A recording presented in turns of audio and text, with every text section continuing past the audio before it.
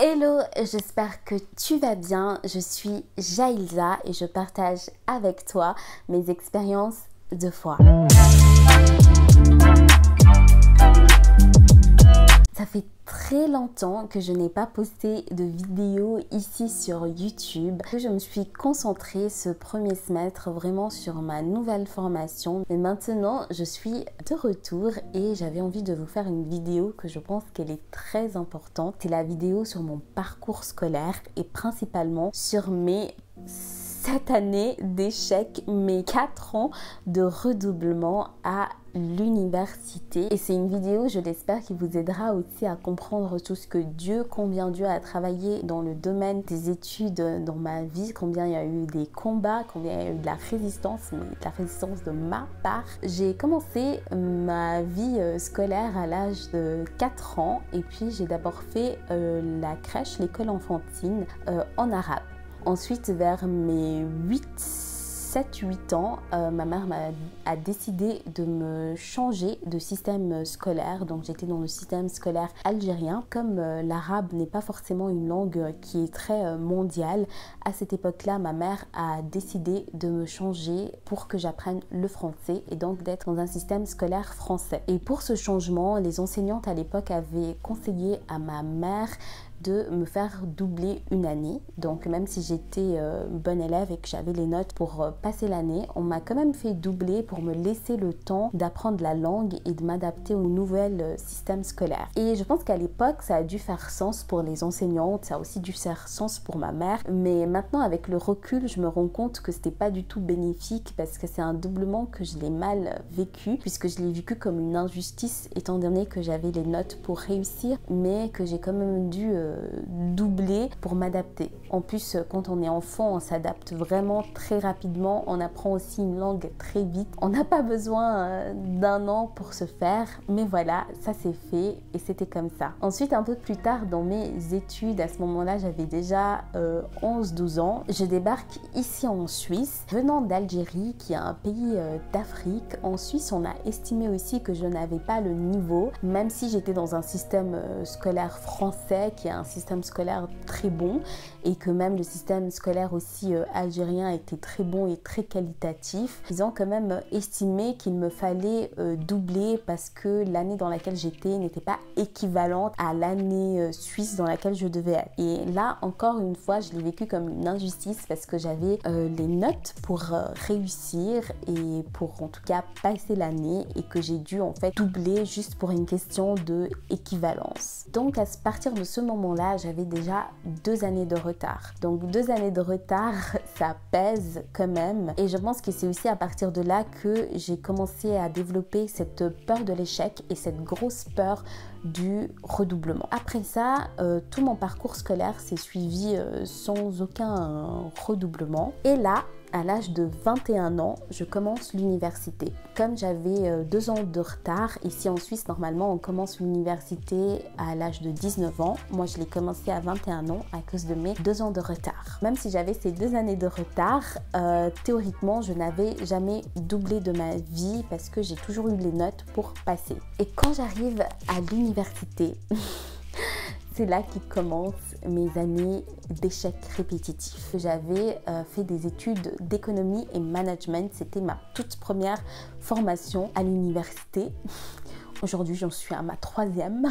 Et donc, je commence en économie et management. La première année, je la double. Ce redoublement, je l'ai plutôt bien vécu, je l'ai bien accepté parce que c'était assez courant, assez normal que quand on avait fini le gymnase, qu'on redouble notre première année de faculté parce que la différence entre l'université et le gymnase était quand même grande. C'était une plus grande difficulté, les attentes étaient différentes. Donc, le redoublement était, comme de la première année en tout cas, était encore assez bien perçu socialement. Et ça, pour moi, c'était très important. La manière dont mes études et dans mon parcours scolaire étaient perçues par les autres. je la double et donc je recommence cette formation et ma première année, je la redouble aussi. Donc du coup, j'allais la tripler. Mais sauf que en Suisse, ce n'est pas possible de tripler une année et donc on cumule 2 redoublements. En fait, on est en échec définitif. Qu'est-ce que c'est l'échec définitif? Ça veut tout simplement dire que vous êtes viré de la faculté dans laquelle vous avez étudié, mais dans toute la Suisse. Donc au niveau national, dans toute la Suisse, je ne pouvais plus m'inscrire dans aucune faculté d'économie et management. Et c'était pas juste la faculté d'économie et management, c'était aussi valable pour les autres écoles.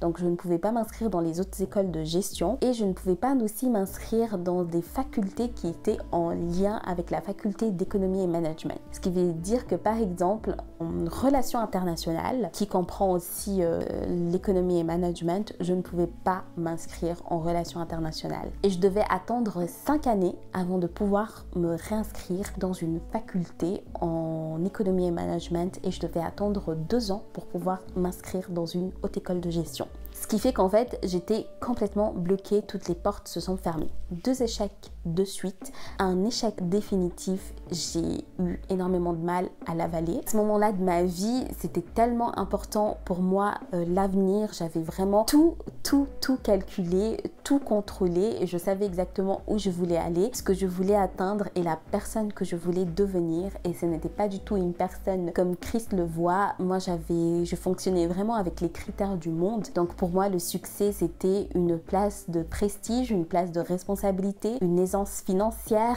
une voiture de luxe, une garde-robe de luxe avec des sacs de luxe. Et aussi à ce moment-là de ma vie chrétienne, c'était très difficile de prioriser les projets et les rêves que Dieu avait pour moi ou mien. Donc je suivais que mes rêves, mes propres projets sans me demander est-ce que je suis sur la voie de Dieu. Bien sûr, je le faisais de manière machinalement parce que j'avais appris ça à l'église et que je savais qu'une bonne chrétienne entre les mains de Dieu son chemin, mais en réalité je n'ai été obsédée que par mes propres désirs, par mes propres projets, mes ambitions, mes goals. J'attendais de Dieu qu'il me fasse réussir et qu'il me bénisse et c'était hors de question pour moi de abandonner mes plans, abandonner mes projets pour suivre les plans de Dieu qui étaient différents des miens. Et d'ailleurs pour moi c'était inconcevable que les plans de Dieu pour moi soient différents de ceux que j'avais pour moi-même. Au lieu de m'arrêter, de me poser, de réfléchir, de comprendre pourquoi j'avais ces 2 blocages, de comprendre pourquoi est-ce que ça n'avait pas marché et de remettre ça en prière entre les mains de Dieu ou bien de même demander de l'aide. Non, la première réflexe c'était de me réinscrire dans une autre faculté en toute urgence. Et c'est là que j'ai pris la décision la pire décision de ma vie jusqu'à présent de m'inscrire dans la faculté de droit.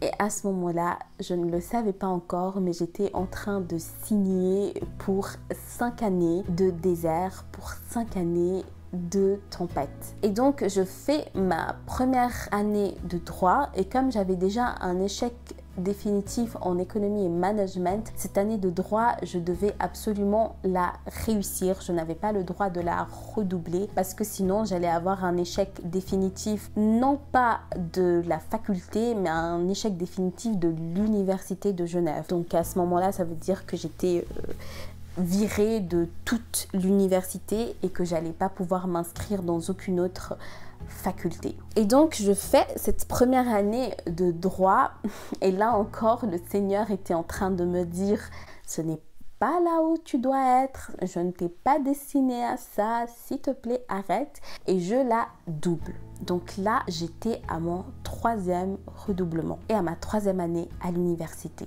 Donc 3 ans, 3 redoublements, 3 ans sur place. C'était très difficile à vivre parce que à ce moment-là, les gens avec qui j'avais commencé l'université avaient déjà fini leur bachelor ou allaient recevoir leur bachelor. J'allais donc entamer ma 4e année en première année. Ma 4e année, en première année, j'ai quand même commencé à chercher Dieu. C'est là où j'ai eu une grande croissance dans ma vie spirituelle parce que j'ai cherché Dieu, je voulais comprendre ce qui se passe. J'étais sûre et certaine d'avoir une malédiction familiale, générationnelle. Je savais qu'il y avait un blocage et je croyais que ce blocage était de l'ordre de la malédiction. Et c'est possible qu'il y ait eu aussi des choses qui soient de l'ordre de la malédiction, mais en fait c'était tout simplement Dieu qui me parlait et qui me disait non, ce n'est pas là où je veux que tu sois. Mais pour moi à ce moment-là c'était impossible d'entendre ça. Je n'étais pas prête à accepter le non de Dieu et j'ai été très têtue, mais ça a été bénéfique parce que j'ai beaucoup cherché Dieu, ma foi a énormément augmenté. C'est à ce moment-là aussi où j'ai connu Réveiller les héros qui m'a énormément aidée dans ma foi, dans mon chemin, que j'ai aussi rencontré d'autres chrétiens qui avaient le feu et qui n'étaient pas juste dans la religiosité mais qui étaient vraiment dans une foi vivante. Et c'est aussi à ce moment-là où moi j'ai quitté la religiosité. J'ai réussi donc ma 2e année de droit, ma 4e année. En première année c'était la bonne. La question que j'appréhendais le plus et que je fuyais le plus, c'était cette fameuse question qu'est-ce que tu fais dans la vie? J'étais déjà à mes 24 ans, toujours en première année, pas de diplôme, pas de bachelor, pas de master, juste une maturité gymnasiale, pas de carrière, rien. Je me sentais vraiment horrible. Et donc je passe ma 2e année et là j'arrive en 3e année de droit. Ma 3e année de droit, alors cette année-là, c'était quelque chose. C'était quelque chose. En fait, à partir de la 2e année de droit, je commence aussi à me rendre compte que je n'étais pas à ma place. Je commence à me rendre compte que ce que je faisais, je n'aimais pas. Je commence à voir et puis à connaître un peu plus les métiers, à connaître le milieu et je vois que ça me convenait pas. Mais vraiment, cette prise de conscience, elle s'est fait petit à petit. Je pense que mon cerveau n'acceptait pas de tout prendre conscience de tout en même temps. Il fallait que ça se fasse graduellement. Et j'arrive à cette 3e année, la pire année de ma vie. Donc il me fallait absolument 4 de moyenne générale pour réussir à boucler mon bachelor. Alors que les autres étudiants en droit, leur but c'était juste d'avoir les meilleures notes possibles pour atteindre les meilleurs cabinets genevois d'avocature. Moi, j'essayais tout simplement d'atteindre le bachelor. Et je ne réussis pas à atteindre ce 4 de moyenne. Et là, c'était le choc. Parce que je me souviens, pour ces examens-là, déjà, j'avais été en rattrapage en été. Je n'avais pas eu d'été. J'avais passé tous mes rattrapages dans la bibliothèque. Et c'est là que j'ai commencé à me rendre compte aussi que c'était anormal de souffrir autant pendant ces études parce que je souffrais vraiment. Je travaillais énormément pour peu de résultats. Je n'avais pas de vie sociale. Je ne profitais pas du tout et je sais qu'aujourd'hui que je n'ai pas du tout profité de ma vingtaine. Ma vingtaine, je l'ai passée enfermée dans une bibliothèque en train d'étudier un domaine qui n'était pas pour moi, faire des études qui n'étaient pas pour moi et à une place qui n'était pas la mienne. Voilà le résumé de ma vingtaine. Génial.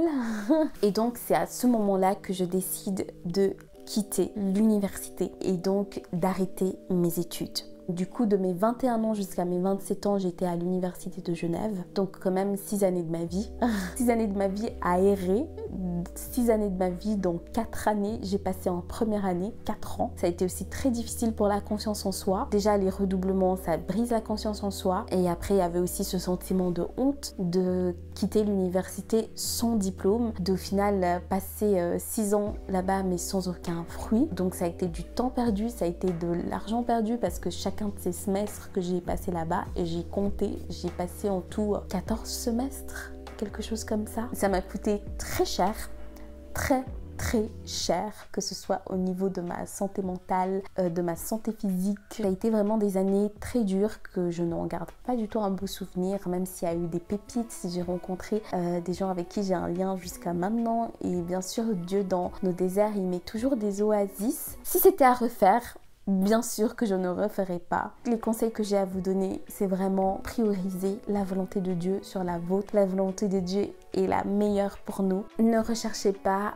à satisfaire vos plans, vos projets au détriment de ceux de Dieu, parce que vous le paierez d'une manière ou d'une autre. Moi, ça a été, je l'ai payé par 6 années d'échecs. Aujourd'hui, je cultive l'obéissance, la soumission aux plans et aux projets de Dieu. J'espère que cette vidéo vous a édifié, qu'elle contribuera aussi à vous édifier dans votre foi, dans votre chemin.